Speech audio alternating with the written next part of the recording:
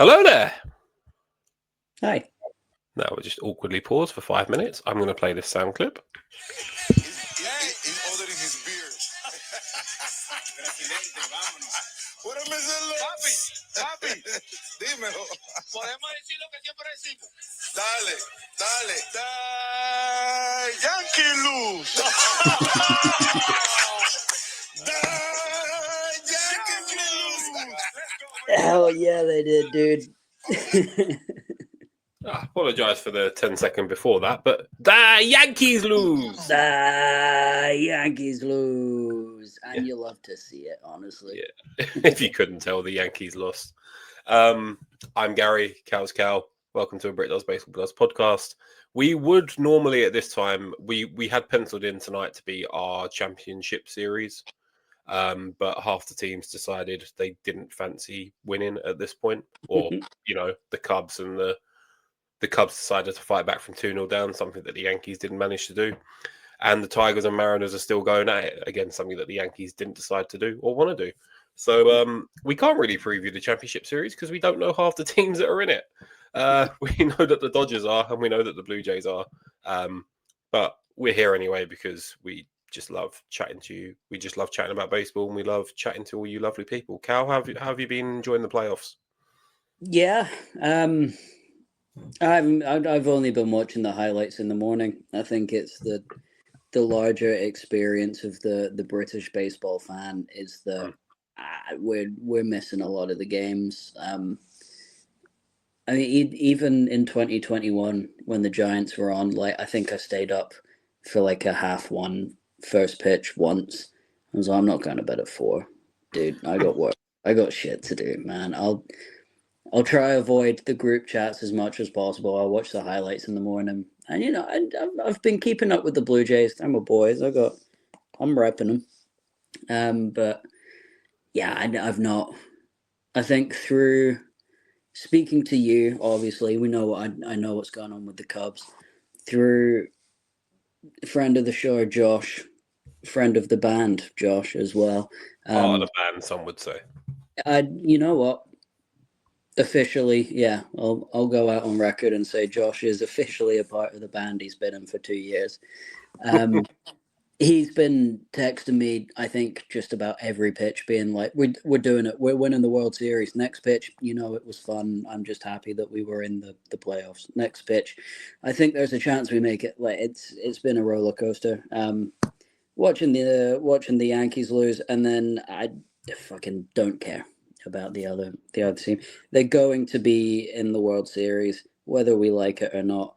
It's just up to, well, to be fair, 3 pretty good vibes teams. It really is setting up a good versus evil World Series. Sorry, I have written the Cubs off quite immediately there, even if they do make it. But I don't know. It feels the Tigers, the Mariners, and the Blue Jays are all very easy to root for. You've also written off the Brewers. Yeah. Okay, fair. As long as you're being even. Yeah, no, I don't think that either of those teams have too much of a chance. A couple games, sure, but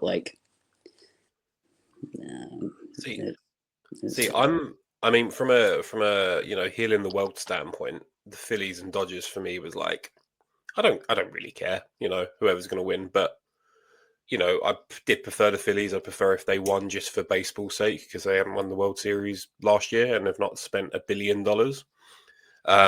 But I think if the Cubs are to beat the Brewers, I think we match up better against the Dodgers because the Dodgers rotation is really good and their bullpen is hot trash to the point where their off-season acquisition, their best bullpen piece has been the young Japanese starter, Roki Sasaki, because he couldn't cut it starting this year. That's how bad their bullpen is. So I think if you can knock one of their starters out of the game early, even if you let them go 7 innings, someone's going to come in and fuck it up for them. So very true. It's just whether their offense can be better than their bullpen is shit, which tends to be the case. So yeah.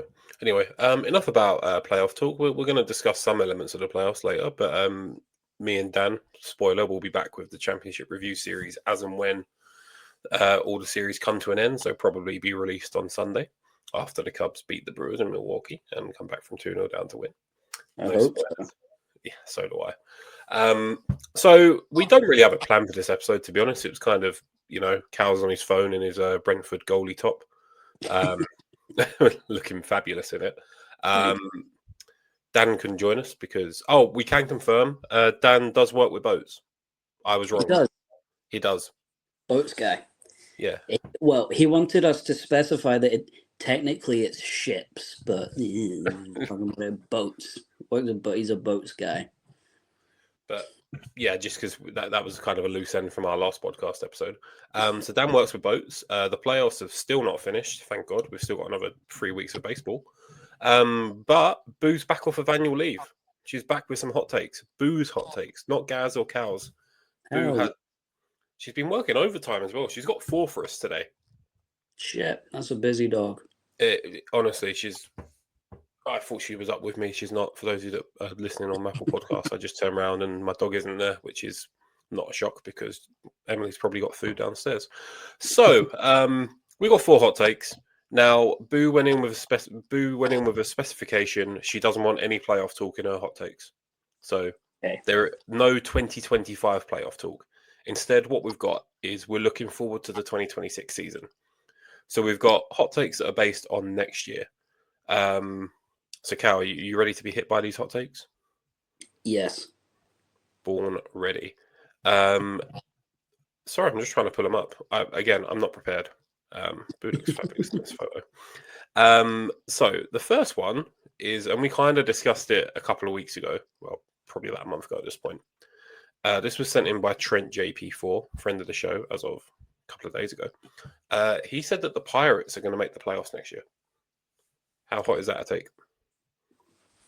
What's the hottest? Like triple X hot? Perry Tamer, if it's off the scale. Other than that, it's extra hot. Or you can get the XXL sauce, but we're just going on traditional scale. We don't have the sauces. Then I'm going Perry Tamer. Like that's fucking no.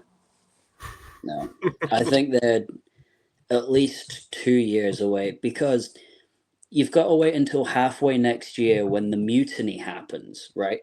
And the Pittsburgh fans actually kidnap the owner and force them into selling the team to literally fucking anybody could turn the team into a playoff contending team. I'm convinced I could do it. I think, what we were saying last episode about, do you think you could do Manfred's job better than you, or do you think Manfred could do your job better than you? I think I could do the Pittsburgh Pirates ownership job better than him. Give me access to his bank accounts. I'll sort him out.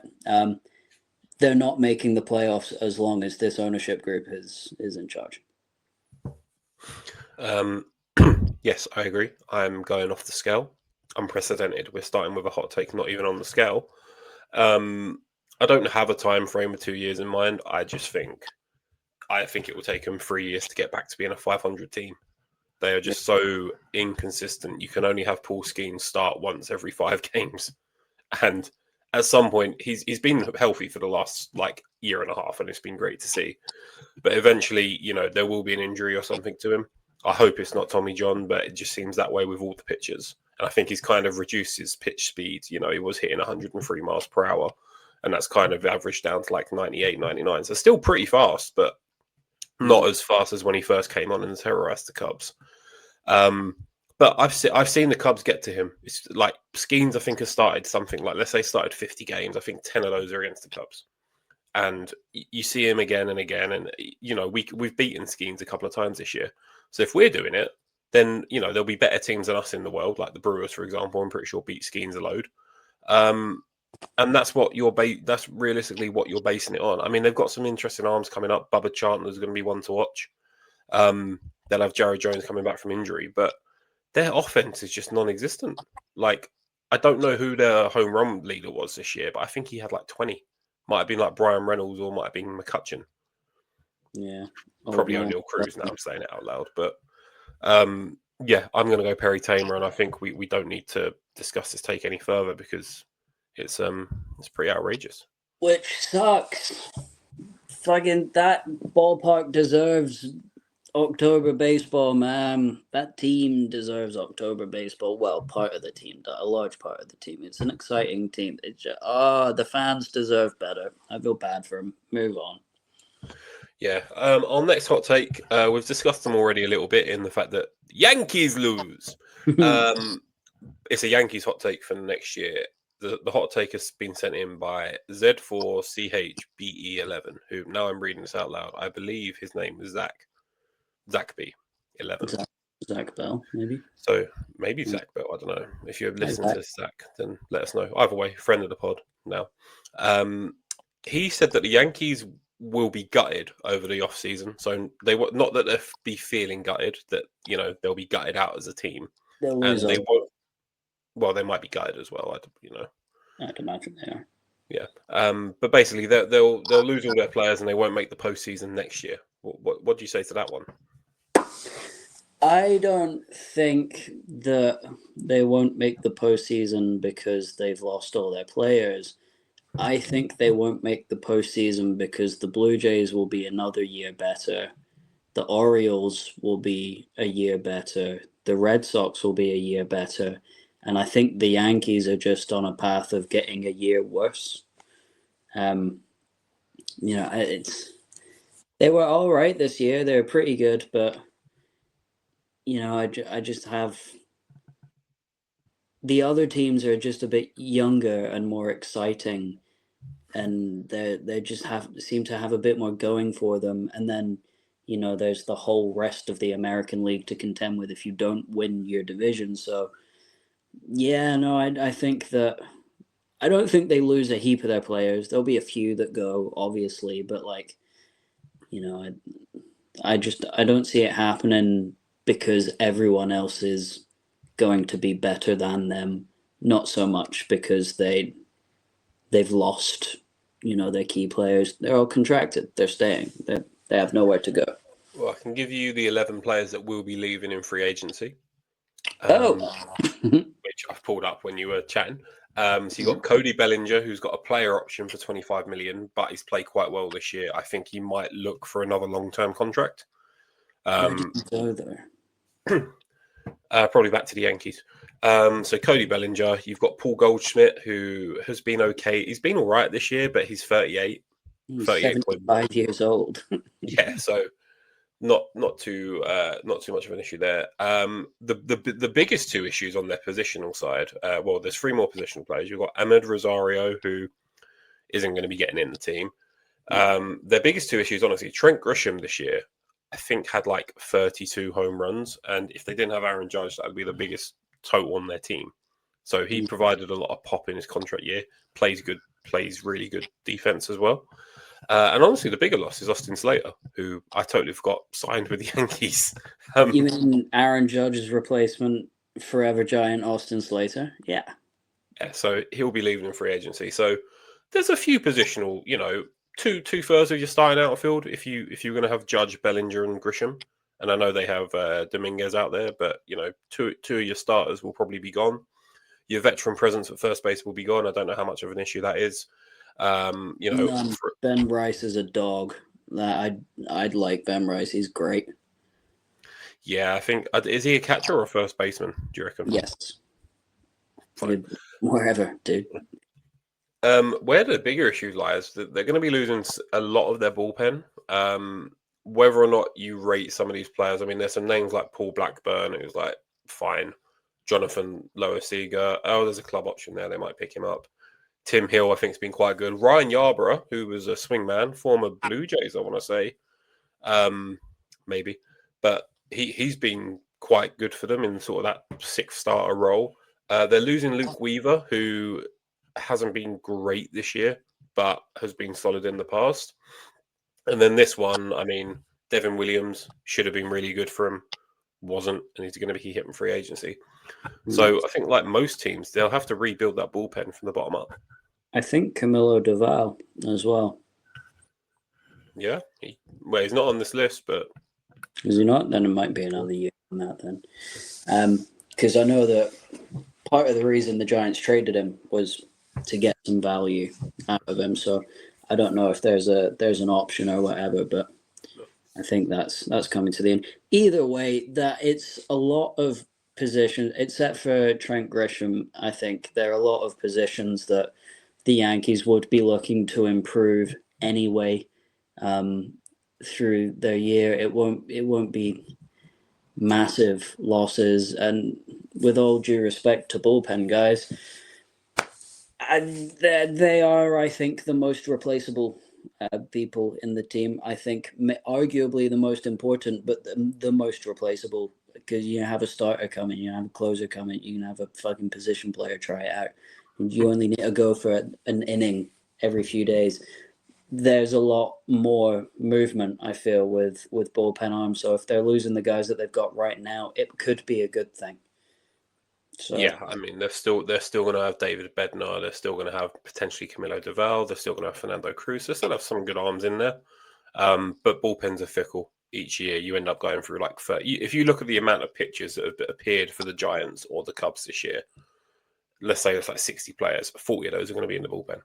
Like, yeah, they'll you come got up. like AAA starters will go in for the bullpen and come in and do like 2, maybe 3 innings if they're throwing incredibly. Like it's just to carry on the game, really. Yeah. Which sucks. I like bullpen guys, but it's not. If they lose a couple, it's not the end of the world. They're readily available. It's not like, Cody Bellinger's a good left fielder. Like they might struggle to replace him a little bit with whoever's on the market. There will be people to put in the bullpen. It's not. They'll get Austin Slater back. I hope so. For Austin's sake, get your money. God bless you. I've got this as a medium take because I don't think the team's going to be gutted out. The only way this Yankees team gets gutted out realistically is if they lose Aaron Judge. Which they will. Yeah, like everyone else is going to be staying. Ben Rice is probably their next best player at the moment. To be honest with you, if we're assuming Grisham's going, their starters are good. They've got a good rotation. Rodon, Fried, but they can be got to. They should bring back 5'7" Marcus Stroman. What a king! Or 5'9". I think they'll.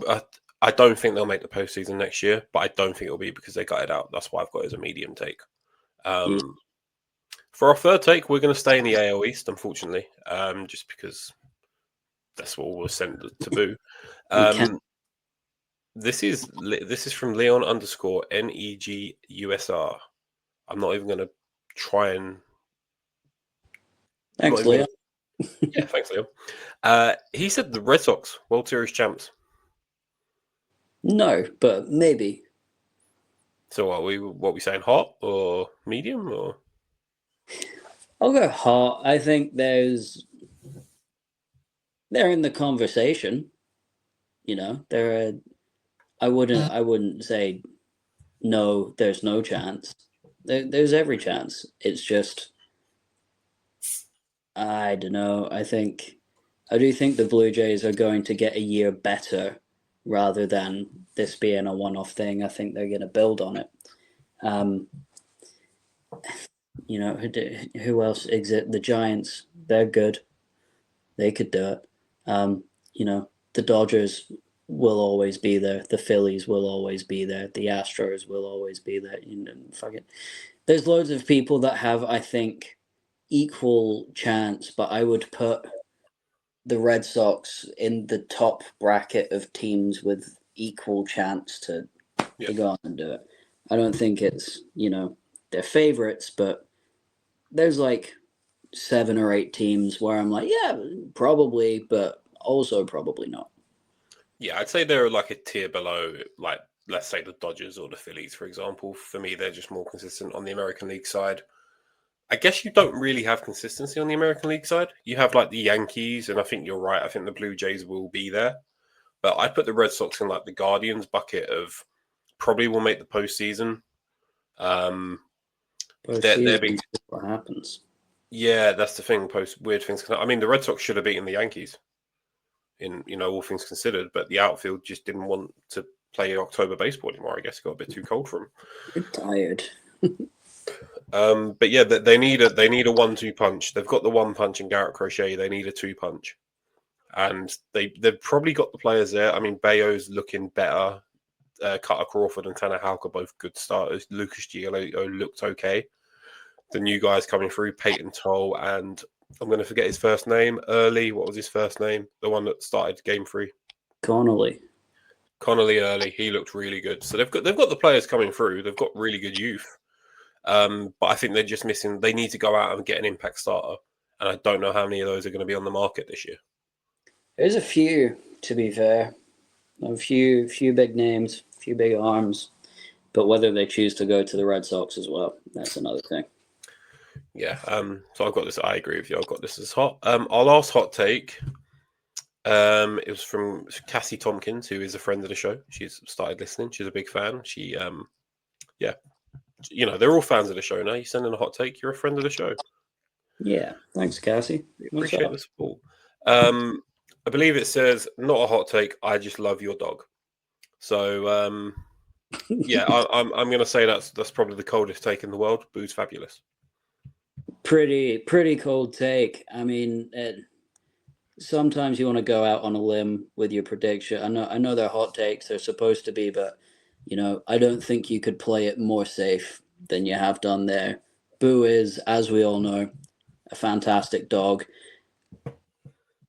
I think you may have even wasted your time. There we go. Keep sending them in because we love hot takes. Yeah, keep telling us how great Boo is. Yeah, we love it. If that's all we achieve from this podcast in however many years we run this for, is that Boo goes down in legend as being being the best girl. That's all I want. Facts. Hell yeah. Okay, so medium take. Yeah, freezing cold, frozen chicken, still in the Tesco freezer, or wherever Nando's get their chicken. I'm just hypothesizing. Still clucking. So that's the end of Boo's hot takes. We're going to keep doing Boo's hot takes in the off season. We'll have slightly different topics. We might mix it up. We might do a Brit Does Baseball Does Football for a week. Who knows? It's football season. That'd be cool. Hey, maybe we'll get political. Who knows? Oh, definitely not. Nice try. We'll lose half the listeners whichever way we go. Fair. we might even lose each other. I don't think so. No, neither do I. So that wraps up Boo's hot takes. Keep an eye out for Boo taking over the Instagram. She said she's not getting as many hot takes as she did at the start of the season, and that might be because we used to get 20 and talk about 3. Any hot takes you send through, we will talk about at some point. We've got a long winter ahead of us, and there's not going to be any baseball in 2027, so we can just store them up. No, what we should do is go through, if you've still got some of the old hot takes that were submitted for like the rest of this season, and then we go back and grade the hot takes. Ooh. And be like, this was a hot take because you couldn't have been further from the truth. The Diamondbacks weren't very good. Like, what was it we spent a whole thing talking about? Is Corbin Carroll going to win MVP? No. I don't know if that episode. No. I don't know if that episode is just going to spend the rest of the year on the injured list. Anyway, this is going to be a full episode. We're going to have a halftime. We're going to end with a start bench cut, which I don't have any notes for. So that'll be fun. But we'd be a bit amiss if we didn't chat about some of the events in the 2 championships, the 2 divisional series that have ended. So just to give you an update, the Cubs and Brewers are currently tied 2-2. The Brewers smashed the Cubs twice to take a 2-0 lead. Came back to Wrigley Field. We eked one out in an elimination game, winning 4-3, and then we battered them back. Matthew Boyd decided he wanted to throw the baseball well again, and we're tied the series at 2-2. So that's what's happening in that series. The Tigers and Mariners have just been at each other's throats. It's been quite a good series from what I've been told. Friend of the show, Josh, has been keeping Cal informed. I think Cal Raleigh hit his home run straight to a guy wearing like dump your 61st home run to me. He caught it and then he lifted up his shirt to be like, that's 62 or whatever. That was a cool moment. I enjoyed that. Yeah. I need to find that video. I enjoyed that. He got a sign back for it. It was really nice. So they're also tied up 2-2. We're recording this on the Friday night of the 10th. Tonight, or early morning for us, the Mariners and Tigers go in the decider. And on Sunday morning at 1 o'clock or 7 p.m. on Saturday night, the Brewers and the Cubs will finish off that series, and then we'll be able to do our championship preview. But until then, we have got 2 series that have ended. We'll talk about the Dodgers and Phillies first, just because I know Cal doesn't like talking about the Dodgers. And I think we're going to be more speaking about the Phillies side of it. So the series ended 3-1 to the Dodgers. It started off in Philly and the Dodgers 1-2. Went back to Dodger Stadium. The Phillies smashed them like 8-2 back. And then they had the decider, who ended up being game 4. And it was 1-1 all the way into the bottom of the 11th. I think Jesus Luzardo had come out the bullpen. Christopher Sanchez had pitched a gem. Can't remember who started for the Dodgers. Probably Gaz now. He pitched pretty well. It was 1-1. And then we get to a point where Luzardo gets, I think it was 2 runners on. And Orion Kirkering comes on for the Phillies, who's normally quite a solid reliever. We got to a point where it was like bases loaded, 2 outs. And I think it's Parhez at the plate, the center fielder, who looks a bit like a beefy boy in training. You know, we'll keep an eye on that over the coming years. Future Beef King. Well, I don't think he'll be a beef king because he plays for the Dodgers. He might not make the qualifying criteria of not playing for the Dodgers. But you never know. I'd say I put the Phillies in there, but Kyle Schwarber is going to be a beef king for years. Anyway, Parhez kind of, it's 2 outs, bases loaded. Parhez, little dribbler back to the pitcher. Pitcher fields it, panics. He could throw Parhez out at first. But instead, he sees the winning run coming in from third base, who's Hassan Kim, who's very fast, and panics and just throws the ball to Real Muto, except it doesn't go to JT Real Muto. It kind of goes behind him. Kim scores, and the Dodgers walk it off. It's the first ever walk-off on an error for a playoff decider in the history of baseball.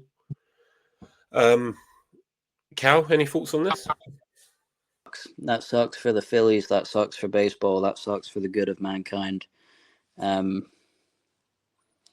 also, don't leave yourself in a position for that to happen to you. It's a bummer. It feels like the Phillies lost before it started. Sucks.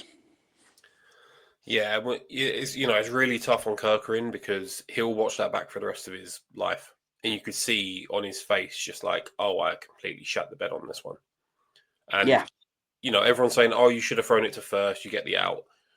You're in that situation, and I feel for the pitcher because he fielded, looked up, and saw that Kim was about to score. At that point in time, you're like, I need to get the runner out at home. You should know it's 2 outs. If you get the easy out at first, you get out of the inning. And a run doesn't score. But I get it, the panic set in. And I think he threw it and was just like, oh, shit. And, it's good base running by the Dodgers.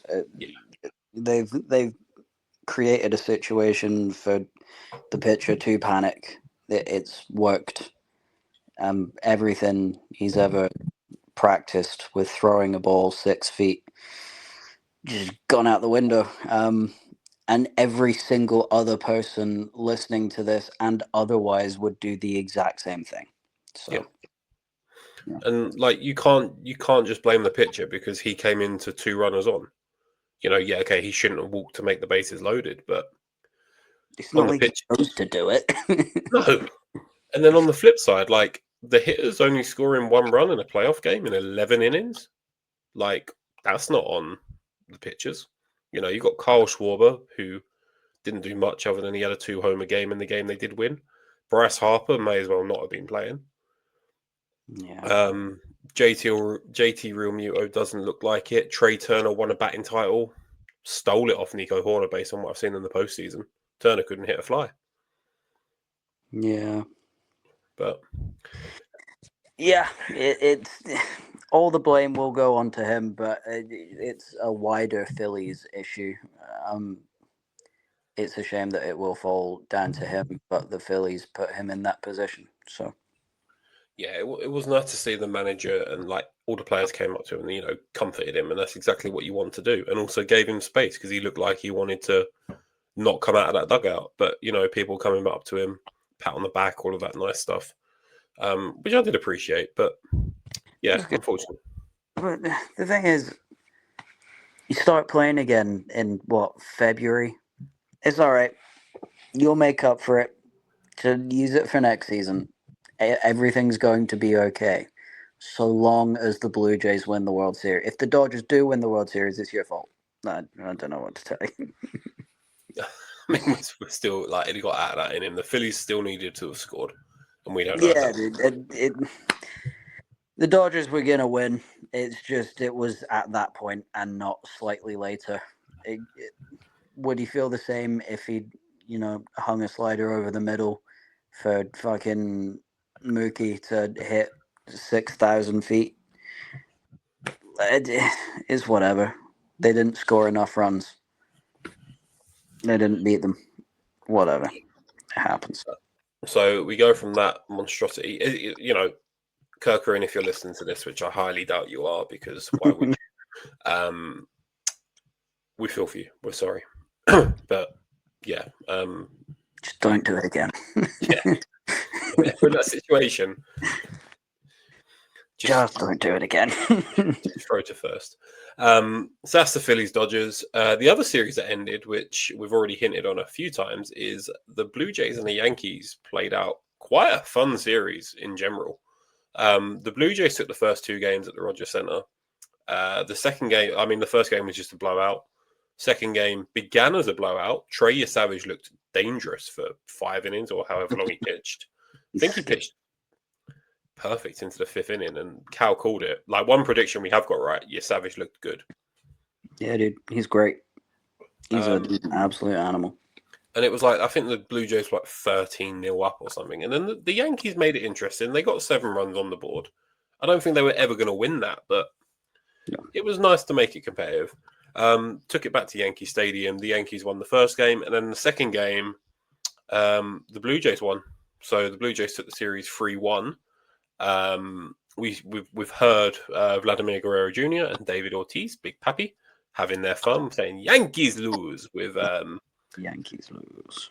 Derek Jeter and A-Rod in the studio with David Ortiz, looking like they didn't want to punch Ortiz in the face. Couple of things from this series: that the Blue Jays went in with a 3-man rotation. They had Gaussman start game 1. Savage annihilate them in game 2. Shane Bieber pitched in game 3. He wasn't too sharp. So they went in without Mad Max Scherzer and I'm going to forget the other one's name. Barrios was injured. There's one more. Chris Bassett, yeah. So they went in with, 3. They didn't even have him on the playoff roster. Game 4, they went with a bullpen game and it worked. And, special shout out to Louis Varland, who gave up a home run to Judge the night before, who kind of saved their season, the Yankees, effectively. He came out and pitched 2 innings at the start really well. So, shout out to the Blue Jays pitching staff. And then shout out to 2 particular hitters that I want to highlight. Vladimir Guerrero Jr., who seemed to homer every game. Except for in the regular season, where I think he only hit, 26 this season? Which is nothing. Let's say, I could fact check that out. I'm not going to. Because the stat I saw, sorry to cut you off, was that the first home run in the first game at the Rogers Center was his first home run in a month. He was just waiting. He didn't want to waste all of his home runs. He was just saving them up for October. That's very nice of him, wasn't it? So Vladimir Guerrero, and then Ernie Clement, who was batting 8th or 9th, and basically should have looked like he had won 5 batting titles in his career. He was just matching everything. George Springer as well. He was hitting well. Has been hitting well. This is what the Blue Jays have been doing since June, July, when they decided to just start winning 11 in a row all the time. They just hit the ball into the field where there aren't any defenders, it seems to work quite well for them. Like it sounds really stupid. They just keep hitting the ball. Like, and it works. They just get on base, and then the next guy hits the ball, and then they just move up one, and then it's why they're scoring heaps of runs, not because they're like massive, like this massive powerhouse team. They're all just like effective at their jobs. Like, there's not crazy power, they're not crazy speed. It's just like, yeah, no, this guy can hit home runs, but we kind of just need you to hit a double, so that's what I'll do. So It's nice as well. It really warms the heart. It's good. They're great. In fact, the Blue Jays fans, all of them that I met in my time living there, all super lovely. All the people that worked at the Rogers Center, super lovely. It's a really, really nice place to be and to watch a game of baseball. I'm so happy for them. They deserve it. And you know what we deserve right now? Many things, but tell me. A little break. We're going to have halftime. When we come back, we've got a little bit of trivia or a game for Cal, and then we're going to win the start bench cut. We will catch you in a bit.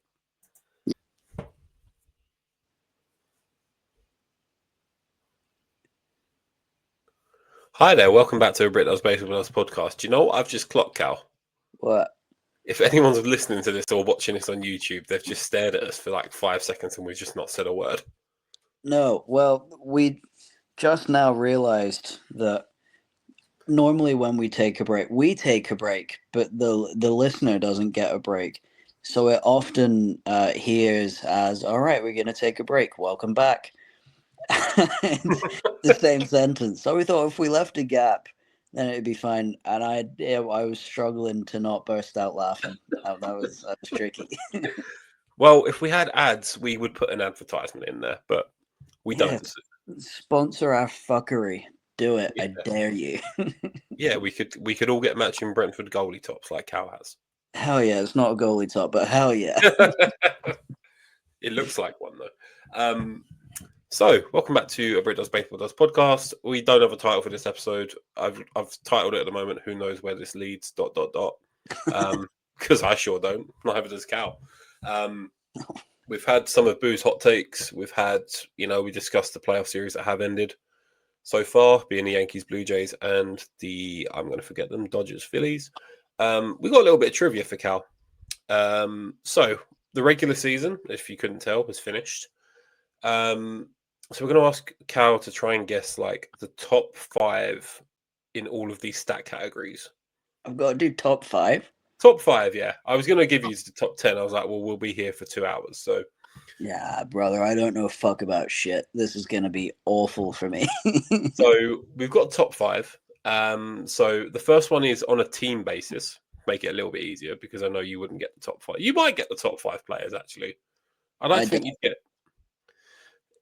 For this one, I'd like to think you'd get the top 5 players, but we're going to do teams because I'm feeling nice, which actually is probably going to be harder. So I would like you to give me the top 5 teams for home runs in the regular season, in any order. No, it's not the fucking Giants. Any order, okay.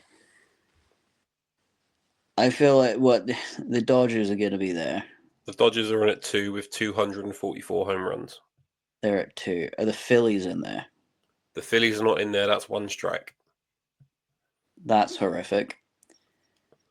The Mariners don't hit heaps of home runs except for the one guy that's hit all of them. So I don't think it's them. I don't think it's the Blue Jays. Are the Yankees going to be up there because their field is 6 meters long? The Yankees are number 1. They've got 274. Which is funny because that's about how far away right field is. Okay, so we've got the Yankees and the Dodgers. Who else plays in ridiculous ballparks? Oh, are the Rays there? The Rays are not in there. That's incredible. 2 strikes. I don't know how many strikes you get. It's until you give up, I guess. I'm guessing it's 3 strikes. Normally it would be 3 strikes, but I'm not going to put a limit on it. I'm just going to keep counting the strikes. Okay, so I've got 1 and 2. Well, let's try and at least get the third highest one. I don't think it's the Astros because Kyle Tucker left. I know it's not the Cubs because you would have told me. The Cubs are sixth. I just want that out into the world. The Cubs are sixth. Yeah, we got 223. I'm gonna the San Diego Padres. No, that's your third strike Okay, of however many. 3. You want it to be free? It's a baseball podcast. We should do a 3. Do I get balls? No. Okay. Okay, check swing strikeout. So, number 1, Yankees with 274. Number 2, the Dodgers with 244. In at 3, you actually said their name. The Seattle Mariners had 238. Oh my God, Cal Raleigh hit 237 home runs. Yeah, and Julio Rodriguez got 1. In at 4, surprisingly, the Los Angeles Angels, which... What the fuck? Well, They you had played baseball this year? apparently you had Mike. Well, you've got Mike Trout, and then you've got Taylor Ward, Zach Neto, who are both actually low key quite good players. But the real surprise is a player by the name of Joe Adele, who, if I'm looking at this right, which I'm not because I've clicked the wrong button. So give me 2 seconds. Joe Adele finished with 37 home runs. Jesus. All right. And in at 5, which I'm not really shocked by because when you think about the players, the New York Mets had 224 home runs. Yeah. Okay. I didn't Which think. I could see because Juan Soto actually had a really good year by the end of it. Not a year you'd pay £1 billion for a year, but he was good. He was still up there. Little bonus question: who had the least amount of home runs? They had 117 as a team, and it's like 31 less than the 29th place team. I'm trying to do the maths just to make sure it isn't the Giants. It's not the Giants. I'll give you that one for free. No, I was going to say because Devers got like 37, Adama's got 30, Chapman got 20. Yeah, no, it couldn't be. I didn't. Is it one of the god awful teams, or is it surprising? It is god awful. Is it the Chicago White Sox? It's not the White Sox. No. Oh, who is it? It's the Pittsburgh Pirates. Oh, 117 home runs. That's shocking. I'm convinced. Give me the team. Let me fix it. I can fix him. But him is the Pirates. O'Neal Cruz hit 20 and he led the team, and only 5 players got double digits in home runs across the year. They need more furry conventions over there. Yeah, sorry. I keep playing with this bottle opener because I've had a couple of beers tonight. It's been fun. So that's the first bit of stat. Second bit of stat, we're gonna be doing players. I'm gonna ask for the top 3 because I don't think you're gonna get any of them. Cool. I'm after the 3 players that got hit by pitch the most this year. Oh, okay. Across all of baseball. And we learned earlier on when you were looking this up, Matt Chapman isn't in this list. Matt Chapman is not in the list. He got hit a lot.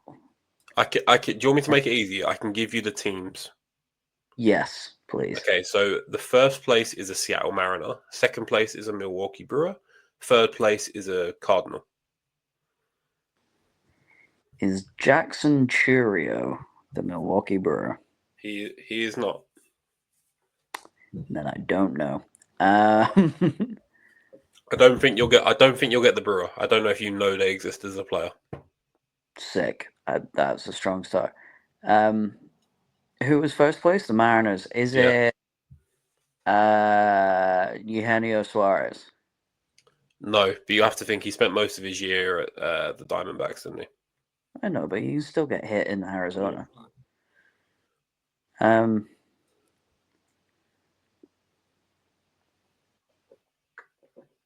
Is it a Rosarina? You're correct. Oh, hell yeah. Hit by pitch 27 times. That's so much. Randy Rosarena leads MLB with 27 hit by pitches. Jesus Christ. Move back. Move like a little bit. Just move back a little bit, dude. Gets him on base. Yeah, but then what? Well, postseason, I don't know. All right. The third baseman for the Milwaukee Brewers is a third baseman. You could give me their first name. I promise you, I still won't know. Caleb Durbin got hit by a pitch 24 times. Jesus, move back. Well, you then look at the plate appearances, and it's Randy Arozarena had 709. Caleb Durbin only had 506, and he was only hit by a pitch 3 times less. So if you extrapolate the data, which I've been told I can do apparently, Durbin would win hands down, but I didn't have enough time to. I also didn't know we'd be talking about this, so I didn't bother. All right, the third one, the Cardinal. The hint I'll give you is you would want to, if you were going to hit a Cardinal, you'd want to hit this guy. It's most of them. What do you mean? Is that because they're like slow and therefore not a problem, or because they're like not a nice person? They're a dick. Is it Tommy Pham? Is he on the Cardinals? No, he was on the Pirates this year. He got 10 home runs. Did he? Crazy. Yeah. And 10 fights or 11 fights. I don't know. If I said he got into a fight to a point where he threw a bat or a helmet at his own coach. Oh my god. No idea. Known good guy, Wilson Contreras. Really? Yeah, 23 times. Wilson Contreras is that much of a dick. Okay. He's just, he left the Cubs. World Series champion, fine. Left it for the Cardinals, whatever. I don't care. I'm not crying. Before my time, I don't care. I'm not bitter. He got into an argument with an umpire over a called strike free call, as you would, and he threw his helmet out the dugout and hit his own base coach in the back because the base coach was in between them. Oh my god, it's really fucking hilarious. Wow.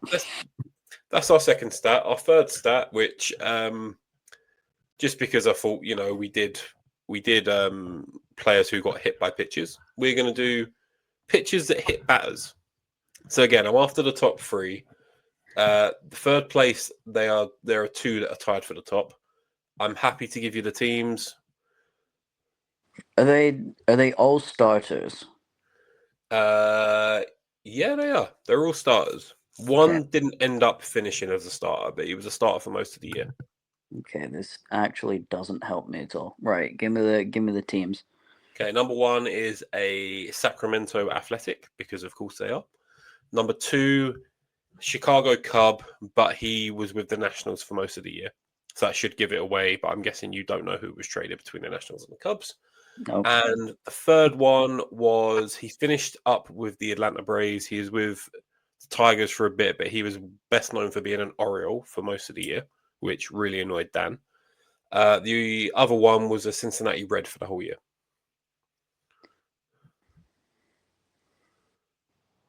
You ever like you're doing like your job and there's a point where like you're like I'm not qualified to be doing this. That's what I'm feeling right now. I don't fucking know. Zach Eflin? No. Okay. Do you want me to change the stat, make it a little bit easier? No. Okay. Right. Give me the Sacramento, Soakland, Remento, whatever the fuck. I don't know. I think I could maybe name 3 of their players, but actually one of them went to the Padres, so I could maybe name 2 A's players. I don't know. What, if you can name me 3 A's players that finished the year at the Athletics, I will give you the point. Fuck. There was that shortstop that was proper good. Wilson? Was that his name? Jacob Wilson, that's correct. Jacob Wilson, the shortstop. He was good. fuck. I'm currently looking at the 40-man roster. Even if they ended the year injured, I will give you the point. You've got one. Oh, Jesus Christ. I cannot think of a single A. There's the DH that's quite good. Yeah, that's who I was going to hint at. And people were saying the Giants should trade for him. And everyone was like, no, he's had one good year and he's like 34. What's his fucking name? This is way more fun than I had imagined. What's his first name? His first name is Brent. Rooker. Brent Rooker, correct. I'll give you Hell that. yeah. You got two marks. You need Hard one more. And they got that outfielder that's all right as well. But is it Butler? Butler, Lawrence Butler. There we go. 3 names. So the pitcher that Two got and a hit, half names. whatever. So the starter was Luis Severino. He Okay. hit 16 batters. He was their big off-season signing. Yeah, he was really good not playing at home. He actually came out and said, I hate playing at home or Sacramento, which was really, he had like a 6 ERA at home and like a 2.5 on the road. It was quite funny. Jesus Christ. All right, so the second pitcher is now a Chicago Cub, but was a Washington National. I don't think you're going to get this guy. Give me a first name. Mike. Talkman. No, I don't know. So, again, if you can name me, I'm not going to give you the Cubs because it's too easy. If you can name me 3 players on the Washington Nationals team, 40-man roster, again, I'll give you the point. They got that young guy. We've got a few young guys. Yeah, they got a couple in the Juan Soto trade, but one of them's really good. Fuck. Is it not Wood? They don't have a guy called Wood. James Wood? James Wood is one. Hell yeah. People are going to be listening to this and going, why the fuck am I listening to Cal talk about baseball? No, you listen to Cal talk about the Giants. That's that's it. I've never proclaimed to be any kind of expert on anything. I don't know fuck about shit. Who the fuck else? Surely they've got no. That's the Braves. I get the Braves and the Nationals confused all the time. Do they have a guy called CJ? They do.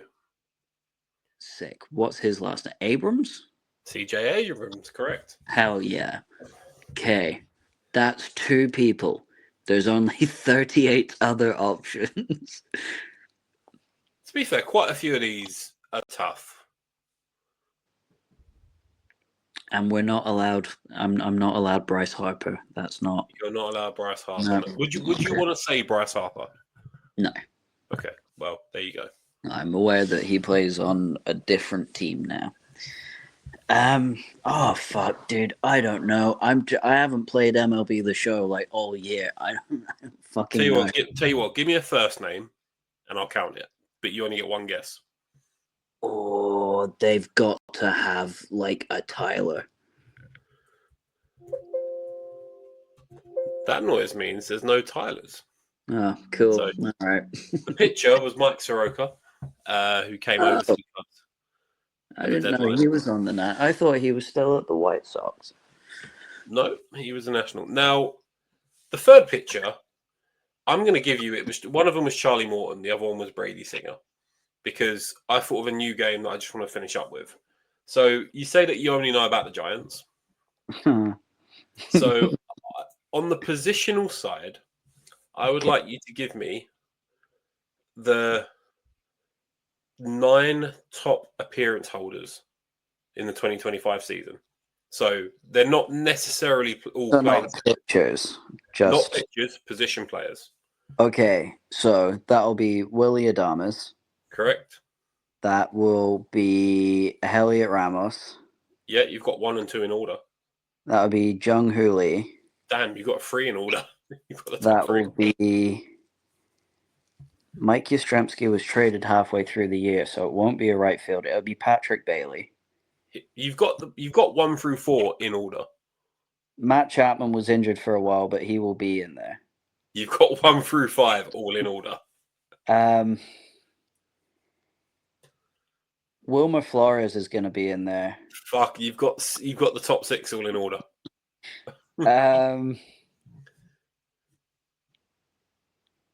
Then it will probably be Casey Schmidt. You've got. Are you listing it? Are you online or something? Nope. You've got the top 7 in order. And then I'd imagine it's Christian Koss. He's in the top 9. He's 9th. So you're missing 8th. Missing 8th. Who? Because it's a position player. Yep. It was okay. So who did we start? We started off the year with Lamont Wade Jr. and Wilmer Flores. Wilmer Flores played most games as DH. I don't. It can't. Is it Devers? It's Rafi Devers. Right. Okay. So Willie Adames. Can you tell me how many games Willie Adames played, and then I'll leave it at that. 161. 160. So you're not perfect. So I know you're not cheating. Yeah, Willie Adames, Elliot Ramos, Young-Hoo Lee, Patrick Bailey, 135 games for a catcher's wild. Who was your backup catcher? We had a few. Okay, and I was going to say, why was he shit? Matt Chapman, Wilmer Flores, Casey Schmidt, Rafi Devers, Christian Koss. Then just to finish up, you had Tyler Fitzgerald, and you actually had Ryan Walker, who was your top pitcher used. Appeared in 68 games. And was good in 4. That's going to wrap up our trivia section. Cal, you performed really well when we were chatting about the Giants. Thank you. Up till that point, you don't know anything about any other team. I don't know fuck about shit, brother. That's fair. We're going to end with start bench cut. I don't know how this is going to go because I haven't done any research. Phil, do you want to do the baseball or the non-baseball one, and we can just make it up on the spot? I'll do baseball because I have one. No, non-baseball. I will do non-baseball. Oh, you fucker. All right. Sorry. Cal's going to do non-baseball. I'll do baseball. I'm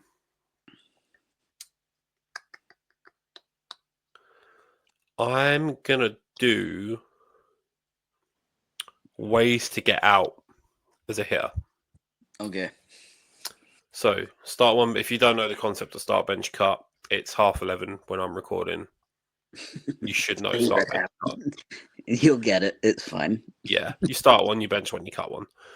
So this is ways to get out as a hitter. So I'm going to give you fly out. I'm going to give you foul out. And I'm going to give you strike out. No, scratch that. No, fuck that. Slight change. I'm going to give you different ways of striking out. So I'm going to give you strike out looking, strike out swinging, or foul tip to the catcher. What you starting, what you benching, what you cutting? I'm starting foul tip to the catcher because of just under it. That's just unlucky. You're right there. I'm benching striking out swinging because striking out looking is inexcusable. Can't do it. Swing the fucking bat, dude. Nothing more to add other than I completely agree with you. All right. You're getting types of dog. Let's go. All right. Your first one is Rottweiler. Yeah. Your second one is German Shepherd. And your third is hot. What? Hot. What's a hot? Like a hot dog. A hot dog. Oh. Yeah. So Rottweilers, German Shepherds, and hot dogs. You can tell the insanity setting. We shouldn't have recorded this. Anyway, I'm going to cut a Rottweiler. I don't want it responsible for the deaths of any kids.